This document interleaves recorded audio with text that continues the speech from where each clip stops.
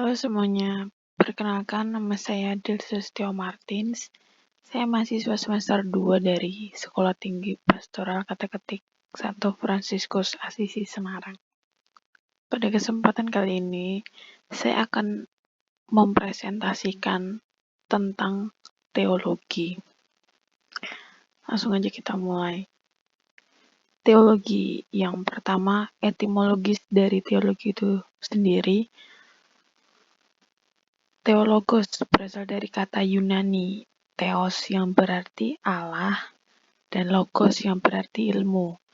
Jadi teologi adalah ilmu atau diskursus atau bisa dibilang pembicaraan yang mendalam tentang Allah sendiri. Yang kedua, teologi sebagai ilmu iman, yaitu pengetahuan adikudrati yang metodis, sistematis, dan koheren tentang apa yang diimani sebagai wahyu Allah atau berkaitan dengan wahyu itu. Yang ketiga, teologi sebagai ilmu kegerejaan. Teologi merupakan ilmu gerejawi yang melaksanakan salah satu tugas gerejawi untuk memberi pelayanan bagi pertanggungjawaban dan ketepatan artikulasi dari apa yang diimani gereja melalui fungsi kritis dan kreatif konstruktifnya. Selanjutnya, teologi merupakan suatu fungsi dalam gereja yang dilakukan di tengah-tengah jemaat beriman dan sebagai bagian dari jemaat beriman yang membuat penilaian dan kritik atas hidup dan pewartaan gereja dari dalam. Yang keempat, hidup gereja dan magisterium. Poin yang pertama, kuasa mengajar atau magisterium yang dijalankan oleh pimpinan gereja atau disebut juga hierarki, dimaksudkan untuk melayani seluruh umat Allah, dan oleh karena itu pertama-tama bertugas melayani sabda Allah. Yang poin kedua, pelayanannya kepada sabda Allah merupakan syarat agar magisterium dapat memenuhi fungsi gerejawinya dengan setia. Tradisi, kitab suci, dan magisterium merupakan sarana keselamatan dengan caranya sendiri-sendiri. Ketiganya tidak berkaitan satu sama lain dan harus berhubungan secara harmonis supaya tujuannya tercapai, yakni komunikasi antara Allah dengan umatnya. Yang kelima, hidup gereja sebagai fenomena budaya sekaligus peristiwa sabda. Pelestarian budaya oleh gereja disambut baik umat sebab gereja mau berinkulturasi dengan budaya setempat. Contohnya, dalam perayaan liturgi gereja, memberikan kesempatan budaya yang ada untuk ikut terlibat dalam hal merayakan perayaan liturgi dan ekaristi. Misalnya, mengadakan perarakan atau mengantarkan persembahan yang diiringi oleh tari-tarian dan musik khas budaya setempat dan adanya misa yang menggunakan bahasa khas dari budaya setempat. Yang keenam, penjelasan tentang kitab suci dan tradisi sebagai sumber teologi. Kesatuan antara tradisi dan kitab suci terletak dalam kesamaan asal dan tujuan. Kedua-duanya berasal dari Allah sendiri, yang telah menetapkan bahwa baik tradisi maupun Alkitab menjadi sarana penerusan. Maka itu tujuannya pun identik, baik tradisi maupun Alkitab bertujuan meneruskan wahyu, meskipun tujuan ini dicapai dengan cara yang berbeda. Yang selanjutnya, berkat kesamaan asal dan tujuan tersebut, antara tradisi dan kitab suci terdapat suatu ikatan dasariah dan intrinsik yang sedemikian kuat sehingga yang satu tidak dapat dipisahkan dari yang lainnya. Meski demikian, ada juga perbedaan yang real. Asal ilahi kitab suci mempunyai keistimewaan yang disebut inspirasi dan yang menyebabkan kitab suci merupakan sabda Allah sampai dalam pengungkapannya. Inspirasi ini tidak ada pada tradisi. Yang ketujuh, magisterium melayani kitab suci dan tradisi. Poin pertama, Alkitab karena diinspirasikan oleh Allah adalah sabda Allah sehingga memiliki prioritas absolut atau mutlak baik terhadap pengungkapan-pengungkapan tradisi maupun terhadap pengajaran oleh magisterium. Yang poin kedua adalah tradisi. Mempunyai fungsi yang tak tergantikan ini mengungkapkan seluruh isi kitab suci serta menerapkannya dalam gereja. Maka itu tradisi bergantung pada Alkitab dalam segalanya yang dinyatakan Alkitab secara jelas. Akan tetapi sekaligus juga tradisi melengkapi kitab suci. Bukan dalam hal isi, melainkan sejauh mengembangkan dan mengaktualisasikan apa yang ditunjuk oleh kitab suci. Yang ketiga adalah magisterium. Sejauh merupakan suara hati gereja yang didasarkan atas Alkitab dan dinyatakan dalam tradisi, menyatakan pendiriannya tentang keduanya dengan wewenang, tetapi tanpa menduduki tempat kitab suci atau tempat tradisi. Yang kedelapan, saksi-saksi tradisi. Saksi-saksi tradisi ada dua, yaitu yang pertama ucapan para bapa gereja, dan yang kedua praktek hidup keagamaan atau seluruh persekutuan gerejawi yang disebut liturgi. Yang pertama, ucapan para bapa gereja.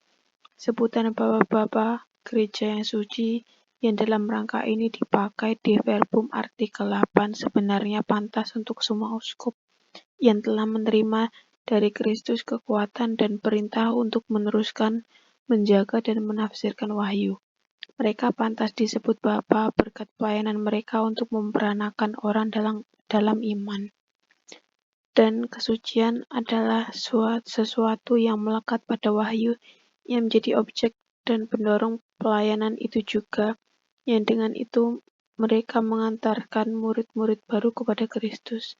Dengan berjalannya waktu, uskup-uskup mulai disebut dengan lebih sederhana, yakni sebagai bapa saja, kecuali Sri Paus, Imam Agung itu yang sebagai tanda penghormatan masih disebut dengan gelar Bapa Suci. Yang kedua, praktek hidup keagamaan seluruh persekutuan gerejawi atau liturgi. Liturgi sebagai kesaksian yang hidup itu dipersembahkan oleh gereja dari dirinya sendiri. Sebagai umat yang percaya dan berdoa, gereja merayakan misteri keselamatan dalam bentuk doa dan menghadirkannya dalam bentuk ibadat. Dalam liturgi, tradisi bagaikan dipadatkan.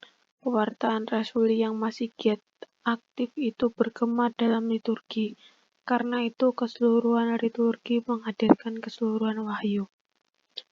Liturgi tidak menciptakan iman, tetapi hanya memberikan kesaksian tentang adanya iman. Karena liturgi menghadirkan wahyu sebagaimana dinyatakan di dalam gereja dan diimani oleh umat Kristiani. Selanjutnya, 9. Gereja itu satu, kudus, katolik, apostolik, dan ekumenis. Yang pertama, gereja adalah satu.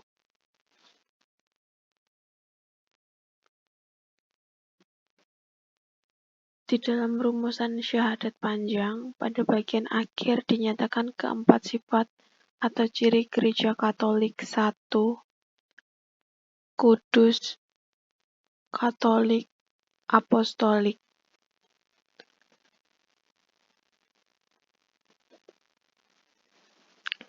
Gereja percaya akan kehendak Allah sebagaimana tertulis dalam kitab suci bahwa orang-orang beriman kepada Kristus hendaknya berhimpun menjadi umat Allah dan menjadi satu tubuh. Gereja Katolik percaya bahwa kesatuan itu menjadi begitu kokoh dan kuat karena secara historis bertolak dari penetapan Petrus sebagai penerima kunci kerajaan surga. Setelah Petrus menyatakan pengakuannya bahwa Yesus adalah Mesias, Anak Allah yang hidup, maka Yesus pun menyatakan akan mendirikan jemaatnya di atas batu karang yang alam maut tidak akan menguasainya. Yang kedua, gereja adalah kekudusannya. Gereja itu kudus. Gereja Katolik meyakini diri kudus bukan karena tiap anggotanya sudah kudus, tetapi lebih-lebih dikarenakan dipanggil kepada kekudusan oleh Tuhan. Dalam Matius bab 5 ayat 48, Hendaklah kamu sempurna sebagaimana Bapamu di surga sempurna adanya.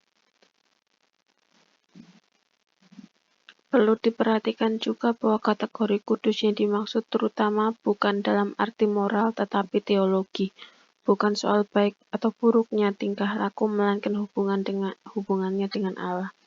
Ini tidak berarti hidup yang sesuai dengan kaidah moral tidak penting, namun kedekatan dengan yang ilahi itu lebih penting.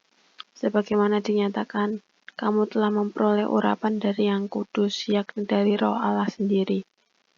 Diharapkan dari diri seorang yang telah terpanggil kepada kekudusan seperti itu, juga menanggapinya dalam kehidupan sehari-hari yang sesuai dengan kaidah-kaidah moral. Ciri yang ketiga dari gereja adalah Katolik.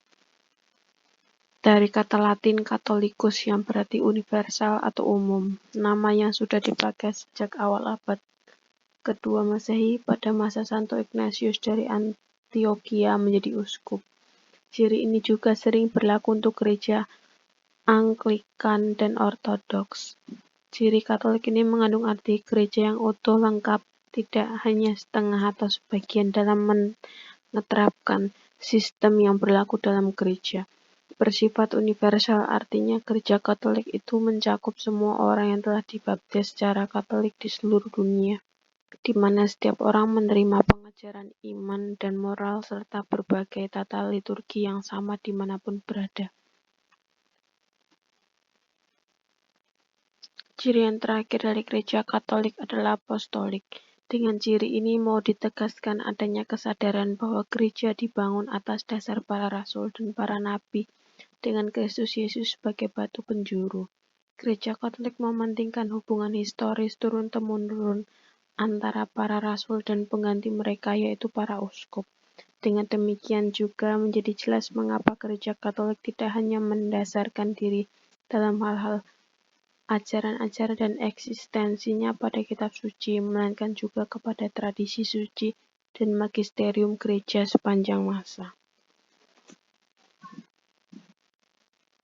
Yang ke-10, rumusan iman aku percaya. Iman sebagai tanggapan kita kepada Allah yang mewahyukan dirinya. Allah telah mewahyukan dirinya kepada manusia secara bertahap sejak perjanjian lama sampai perjanjian baru, dan kemudian diwariskan oleh gereja dari satu generasi ke generasi berikutnya. Oleh karena wahyu Allah dapat memenuhi kerinduan kita akan kebahagiaan, kebenaran, kebaikan, dan keindahan, maka sudah seharusnya kita menanggapi perwahyuan ini. Iman sebagai pemberian Allah. Walaupun iman merupakan tanggapan manusia, namun sisi lain dari iman adalah pemberian Allah yang diberikan pada saat baptisan. Bantuan Allah ini membantu kita untuk menjawab panggilan Allah untuk menjadi anak-anak Allah dan mengambil bagian di dalam kehidupan Allah. Tuhan membantu kita agar kita mampu untuk menjalankan iman dan kita setia sampai pada akhirnya. Semua tawaran dan bantuan Allah diberikan secara cuma-cuma kepada manusia yang juga menuntut tanggapan secara bebas dari manusia. Sekian presentasi tugas teologi dari saya. Terima kasih.